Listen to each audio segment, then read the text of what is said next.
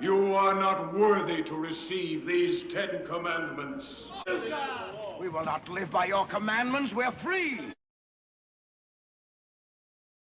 The code is more what you'd call guidelines than actual rules.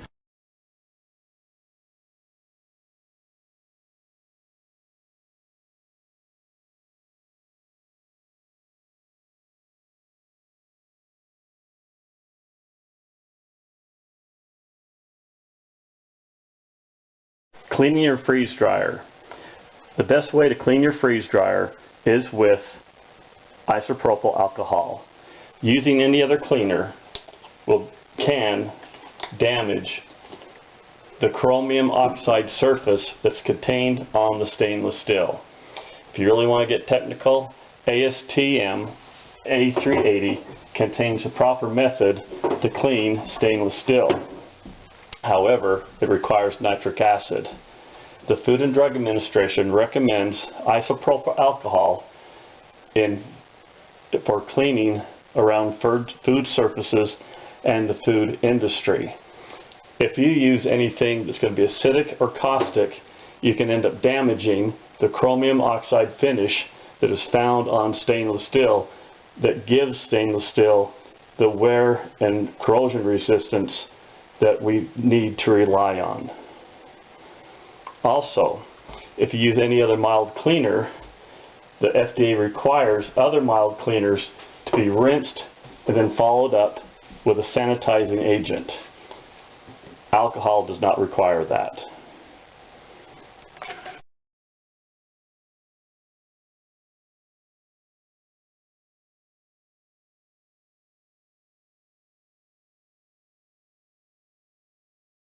Every refrigeration unit has a condenser and fan. The condenser for the Harvest Right freeze dryer is within the machine towards the bottom. It's very important to keep that condenser free of lint, pet hair, dust, and whatever might be blowing through that. If you don't, the refrigeration unit can overheat and damage the compressor inside this unit. So it's important every now and then to remove the bolts towards the back of the freeze dryer, remove the back, and with a soft brush, compressed air, a vacuum, remove and clean the condenser so that you won't risk damaging the compressor. This is just a sample of some of the lint and garbage that's going to be back on that condenser. If you take an old hairbrush, the fins on the condenser go up and down from 12 o'clock to 6 o'clock. So you can get the hairbrush back between there, and it'll go up and down along those fins to clean those up. If you have a vacuum cleaner,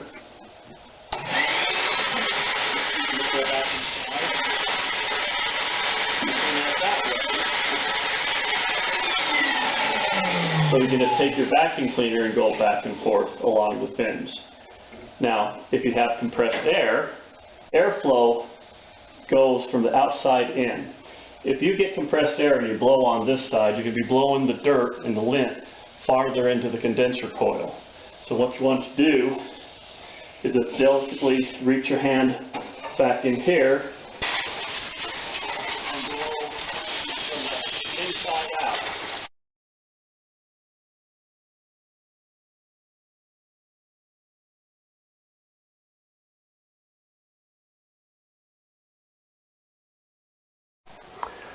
When draining the water out of your freeze dryer, terminate your hose above the container where the water is going to go into. Don't run the hose all the way down inside. It only takes one accident when you open the valve of your freeze dryer under vacuum to suck up all this water and destroy your food. If you terminate it above the container, you'll never have that accident.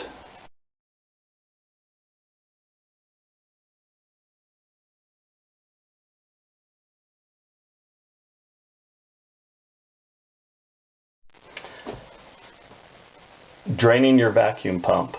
I recommend after every batch to change your oil. You want to keep water out of the vacuum pump as much as possible. When you do change your oil, open the valve, take a block of wood, and tilt the pump back end up. This will allow the oil to come through at a higher velocity to help remove any water or food particulates you may have inside. And drain your oil when your pump is hot to help remove any contaminants within. And while you're draining, leave the valve open until your next batch.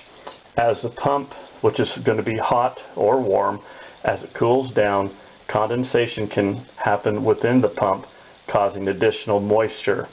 Leaving this valve open will allow that moisture to leave the pump and get filtered through, and your pump will have a better lifetime.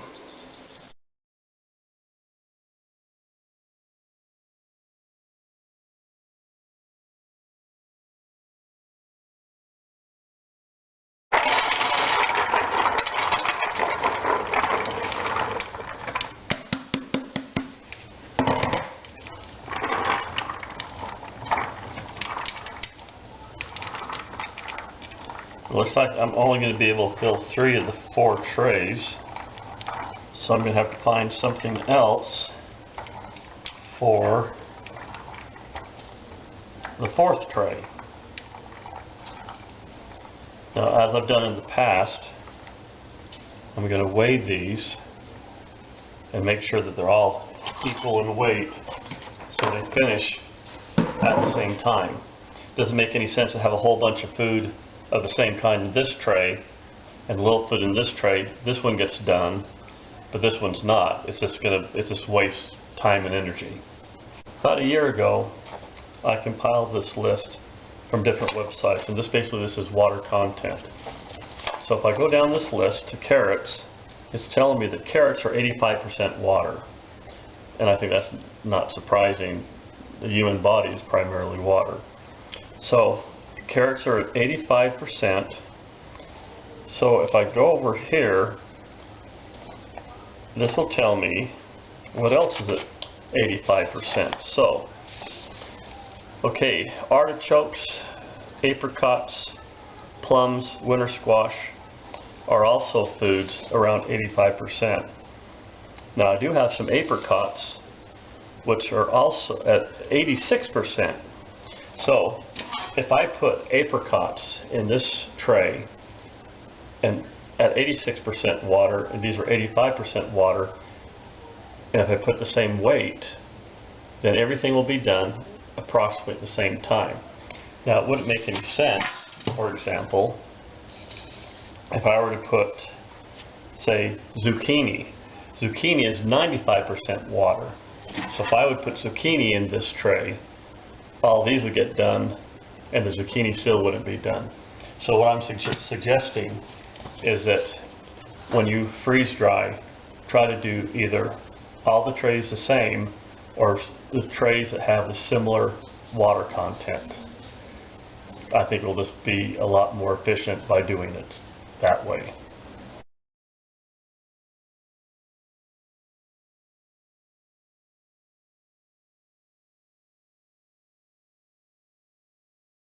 When people find out I have a freeze dryer, I'm often asked if I prefer canning jars or Mylar bags to can my food.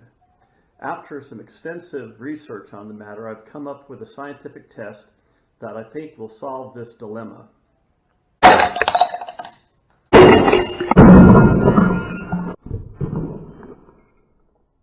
Let's do the math on jars.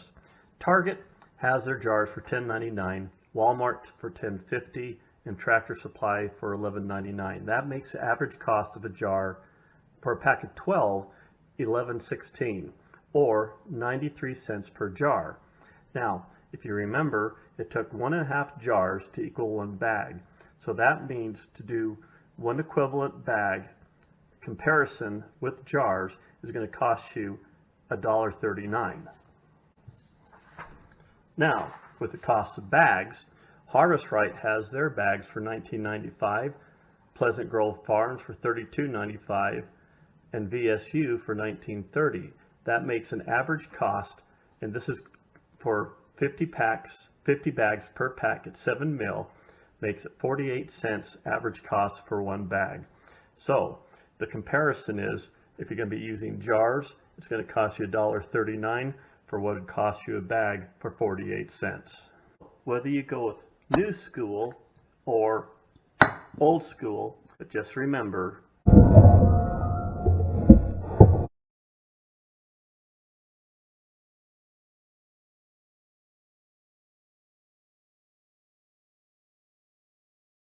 my next suggestion is to pre-freeze all the food that you put into your freeze dryer. You have a freezer on site, you might as well use it. It's an asset, and by pre-freezing your food, you'll save time and money from running your freeze dryer. Let me give you an example. Here I got shrimp pad thai. This went in at 2,155 grams and came out at 2,095. We lost 60 grams of water in the freezer. Garden fresh pork chops.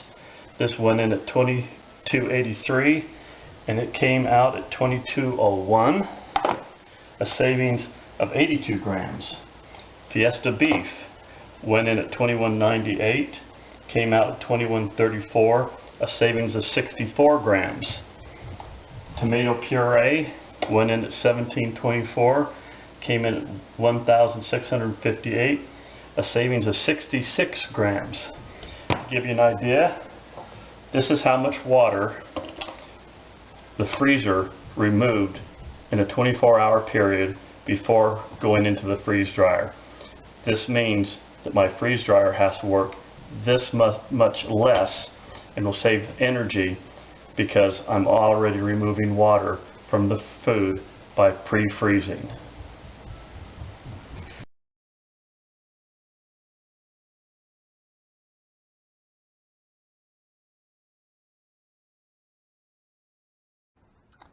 Where we have the manufacturer's seal coming this way and the seal that I just made, the secondary seal comes this way. Where these two lines intersect, we want to cut just to the orange side of this line.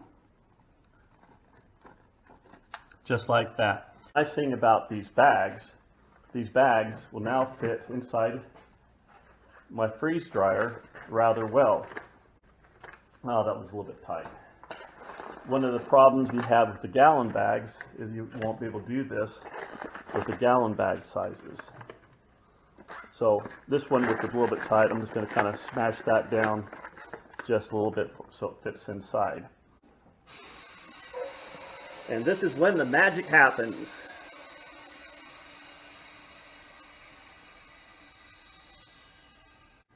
And open the door. And as you can see, everything, all the air has been sucked out of these bags. So now I'm going to go ahead and take these bags. I'm just going to pinch the corner just a little bit, just to kind of make sure the vacuum stays in there. And we're going to take these back into the kitchen and seal them up. Okay, I went ahead and got some other bags I previously have done. So this is my pineapple, and as you can see, I've snipped off the top there. That's going to go inside. And I have my cabbage, and I have my sour cream, and I have my ham and potato soup. So, like what we talked about, where the manufacturer's edge is and where my secondary seal is, basically we're just going to snip off that corner just to make a little bit of a vent for the air to escape. And that's going to go inside. Have 1, 2, 3, and 4. We can go ahead and take these inside and seal them up.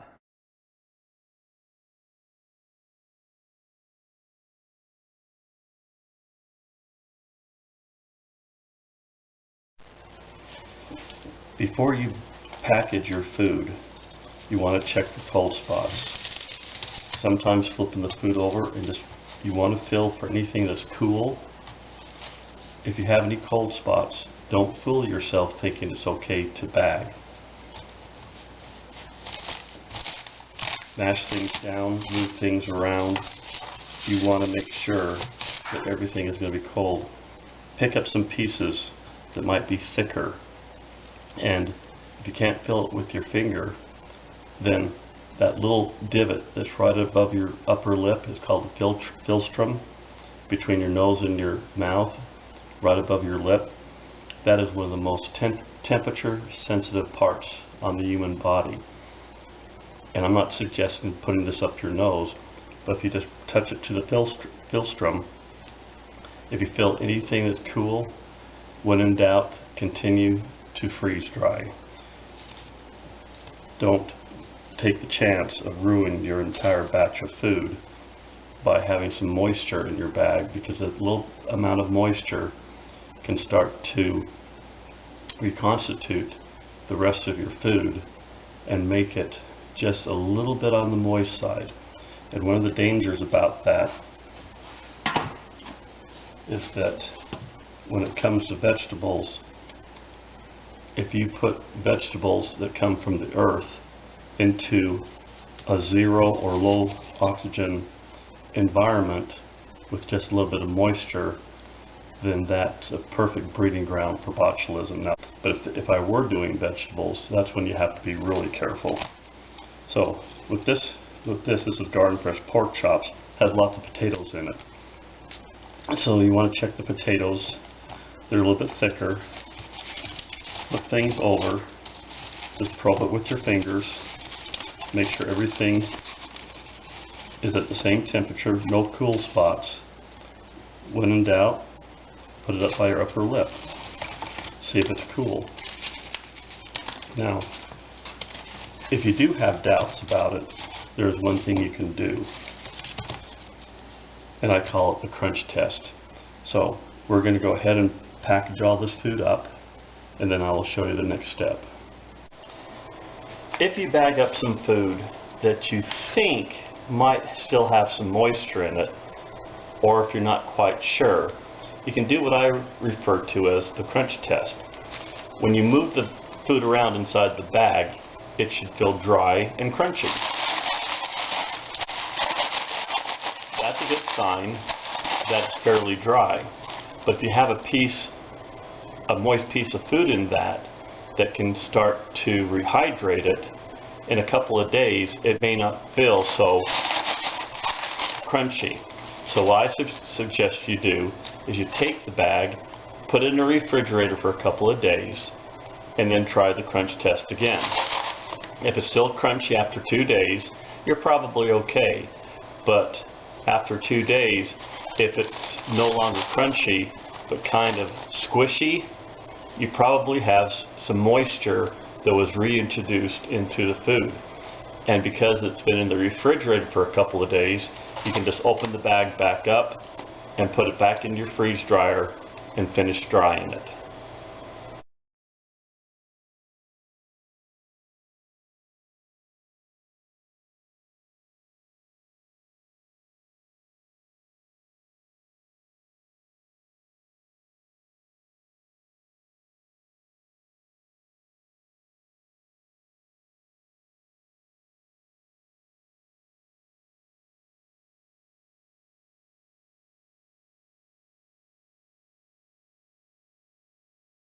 I just finished up the latest load in my freeze dryer. This is a tomato puree.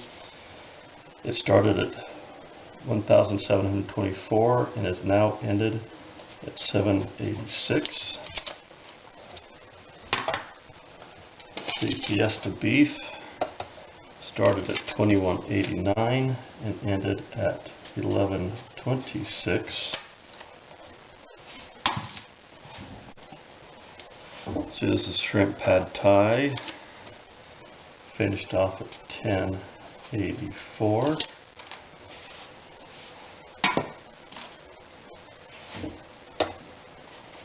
And garden fresh pork chops at 1037. Everything's been packaged up, so my shrimp pad thai, wrote today's date, and down here I wrote down 1,071 grams. So when I reconstitute this, I know exactly how much water to put back into this to make it come back to the original consistency. That's why I think it's important to weigh your food before and after. That way there's no guesswork on how much water to put back in. My Fiesta beef, 1,072 grams. And my Garden Fresh pork chops, 1,246. So, there's my batch, on with the next one.